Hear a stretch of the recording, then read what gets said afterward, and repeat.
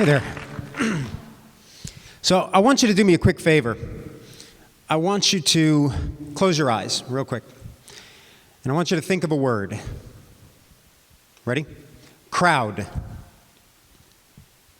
Now chances are we probably think of some of the same things. We think of Times Square during New Year's Eve. We think of waiting online for a new iPhone, maybe even the madness of a Black Friday sale.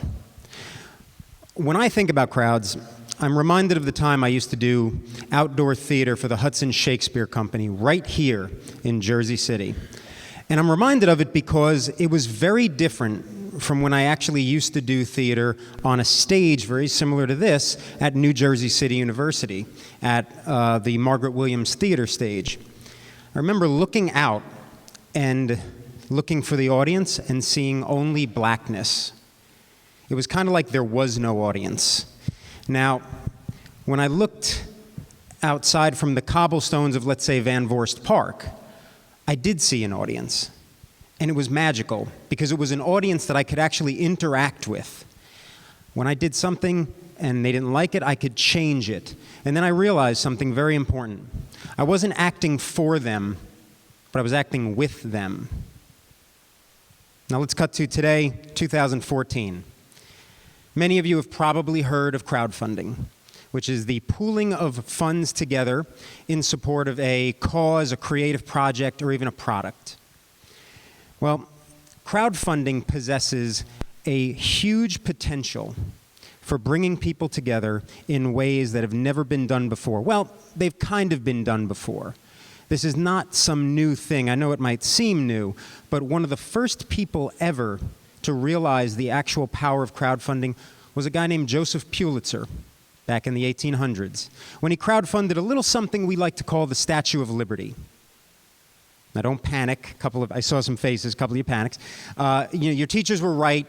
The statue was given to us by the French. The problem was, they didn't give us anything to put it on.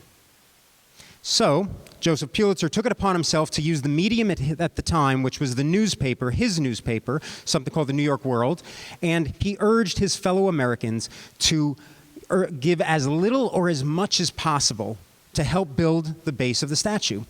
And out of 120,000 Americans, each giving about 80 cents at the time, he was able to raise, with their help, $102,000 to build the base of the Statue of Liberty, the same base that it's standing on to this day. Now tell me, that's power, right? Well, today we have even more power. And with crowdfunding, money is no longer the excuse or the obstacle to do that.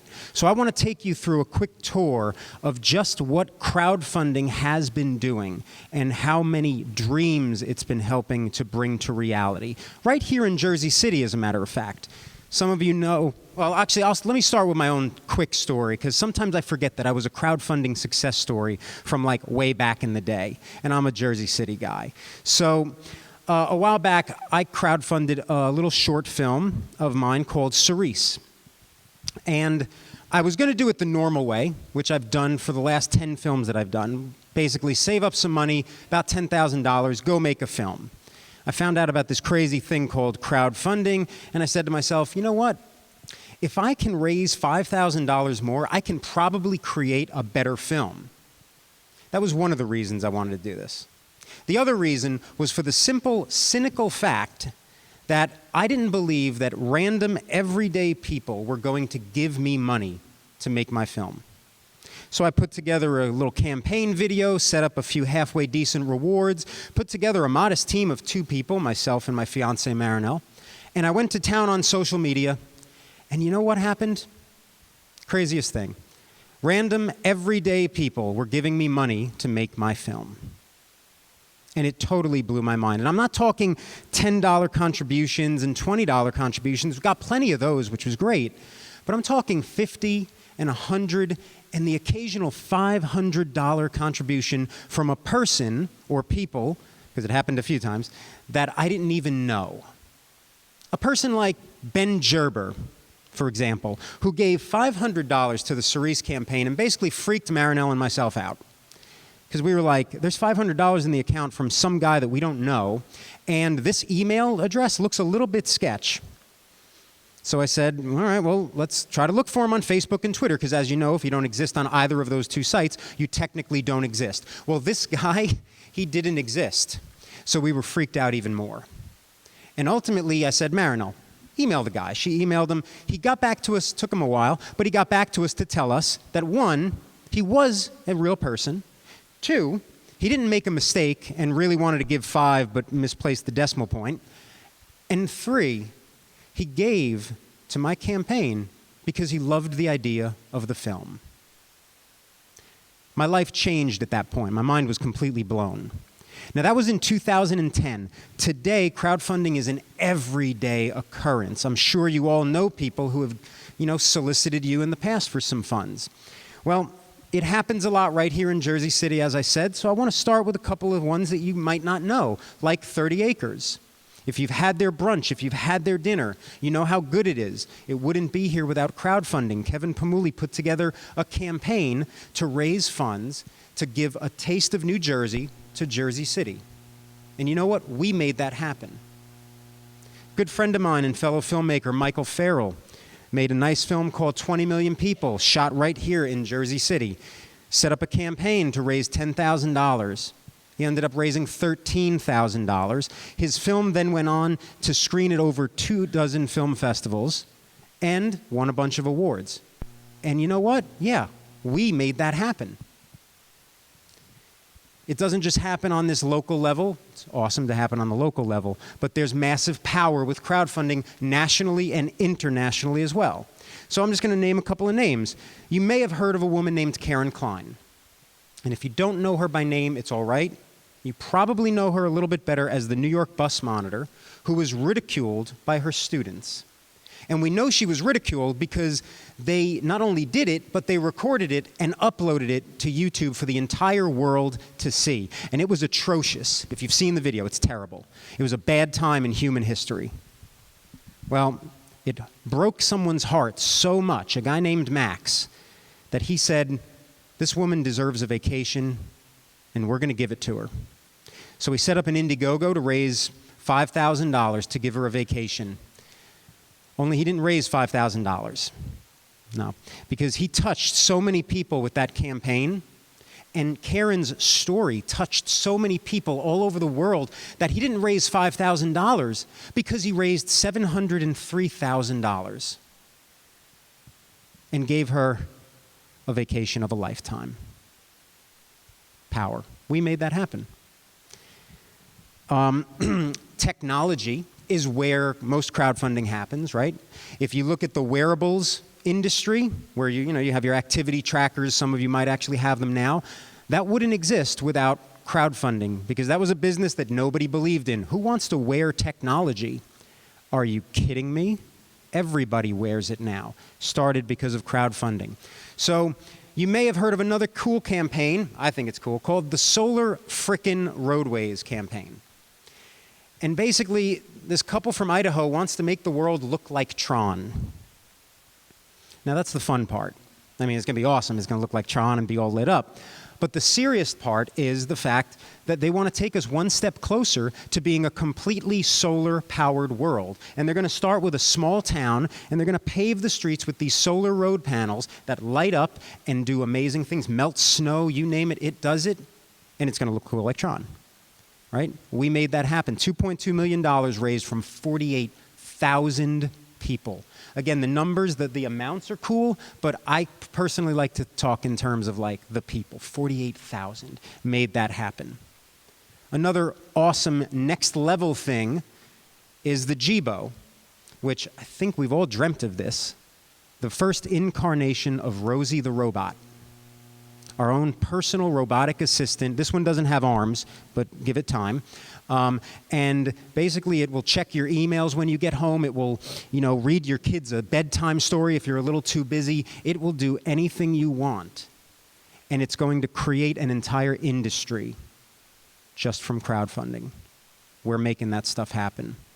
Now, what do all these people have in common? Because I want to focus on those people, the people who did Solar Roadways, the people who did the Jibo, everything. We all have one thing in common. We have ideas. And in today's world, we can make those ideas a reality very easily. Back in the day, like I said, the money was the object. Oh, I can't afford it. Well, guess what? That's not an obstacle anymore. Crowdfunding completely eradicates that. As long as you can engage your crowd and bring them on board your projects. Now, a famous poet, my favorite poet actually, Charles Baudelaire, has this great poem called Crowds. And in it, he's got this amazing line that goes something like, "Enjoying a crowd is an art." And I agree with that. But I'm going to take it one step further where crowdfunding is concerned and say that engaging a crowd, that's the real art. And right now, I want all of you to go out there and make whatever ideas you have in your heads possible, but I'm not going to just tell you to do it. I'm going to give you the tools right now to do it, and to do it well. Back when I finished my Cerise campaign, it was a great success story. I wrote a blog post called 3 Ps for a Successful Indie Film Campaign, which led to my book, Crowdfunding for Filmmakers, which led me to Indiegogo, which then ultimately led me right here. And those 3 Ps are simple: pitch, perks, promotion. And the more I've learned about crowdfunding in the last 4 years, the more I realize that as much as these 3 things work, they are absolutely becoming more impersonal every day. So today, I'm actually going to scrap those 3 Ps completely. And I'm going to give you a new set of letters. I'm going to give you 3 Is. Forget pitches, rather, because it's all about the invitation. Perks and rewards, that's great, you got to offer them, but let's think of better incentives to give people to join up with us. And promotion, that was yesterday, marketing and all that stuff. Today, it's all about dialogue, it's all about the interactions we have with people. First thing you see on a crowdfunding page, you're going to go and you're going to see the video, the campaign video. And that's your moment to basically tell people in 3 minutes who you are, what your project is about, and most importantly, why we should actually get on board your project and help you fund it. Now, vampires, roll with me here. Vampires understand the power of the invitation all too well, because if you ever notice, the traditional ones, well, they're completely powerless unless they're invited in to do whatever they want to do. Same exact thing here. Incentives. Yes, give us the t-shirts. Yes, give us the baseball caps and the mugs. The mugs, you'll never go wrong with mugs. But I invite you to actually think beyond the merchandising box and get more personal and creative with your audience and make a deeper connection. Quick examples. With Cerise, my movie was about a former spelling bee champ haunted by the word that took him down. It's a movie about words.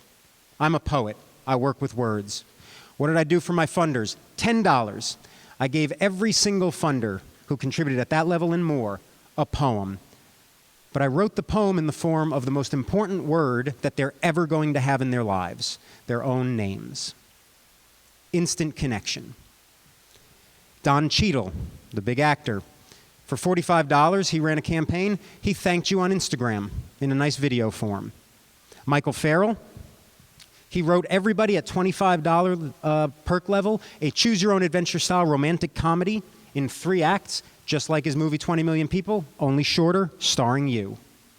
My good friend Tim Sparks ran a campaign for a movie called Around Here.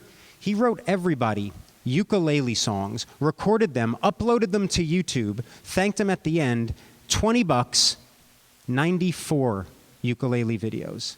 Now these things, I'm just thinking about that now, that's a lot. These things cost little to no money. They take a lot of time, but the reward will always be worth it tenfold. Last but not least, the interactions. That is the most important thing you can have with an audience. This interaction is priceless right now. Now, when you take a look at promotion, it's a one-way street. It's a blowhorn. Here's my project. Nobody cares. Tell me about it. Get to know me a little bit. Make me feel special. Perfect example, not so much related to crowdfunding, related to wine, because I happen to love wine. And I like one brand of wine. It's called Casillero del Diablo. They're at Diablo Wine on Twitter if you ever feel like following them. And basically the reason I like their wine, it's threefold. 1, it's very tasty.